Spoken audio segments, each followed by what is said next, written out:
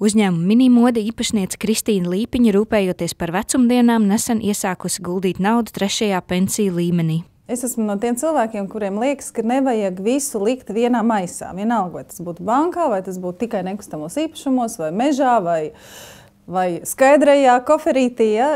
Man tā liekas, ka tos uzkrājumus, vienalga, cik viņi ir lieli, kaut kādā veidā vajadzētu sadalīt. Un viens no šiem veidiem, kā to varētu veiksmīgi izdarīt, un cerībā, ka mēs tiešām piedzīvosim to pensiju un tā tālāk, ir tas 3. līmenis, kas, manuprāt, ir diezgan ok.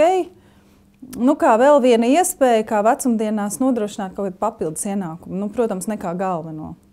Swedbank man uzaicināja par šo tēmu pastāstīt plašākai publikai, un līdz ar to es tiku ļoti plaši informēta no Swedbankas finanses konsultantiem. Tad, kad man personīgi to visu izstāstīja, es sapratu, ka tas tiešām ir diezgan ok. Un es pieņēmu to lēmumu. Vēl ir pozitīvi tas, ka šī nauda nepazūd. Es šobrīd viņai netiek klāta kaut kādus tos gadus, es tikai varu maksāt. Bet, piemēram, manas bojājas gadījumā tas nav tā kā kaut kur iemaksāt naudu, kur ir ļoti sarežģīta, viņu automātiski var mantot mans bērns. Mēs visi paliksim veci. Un uz valsti cerēt ir diezgan muļķīgi.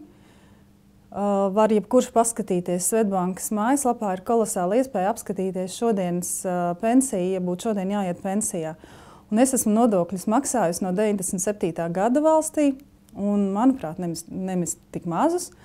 Un, kad es paskatījos, cik man šodien būtu pensija, ja es iet pensijā, man reāli palika slikta dūša. Un tāpēc es ļoti labi saprotu, ka uz tādu valsts pensiju tas ir tikai varbūt zālēm vai es nezinu, gluži bada nāvei, lai neiestātos. Ja? Bet ir pašam jādomā. Un viens no veidiem, es nesaku, ka tas ir vienīgais, es arī tā nedomāju, ka tas ir vienīgais, bet viens no veidiem ir šis 3. pensiju uzkrājums, kas nav sāpīgi. Nevienam, es nelieku lielu summu tur.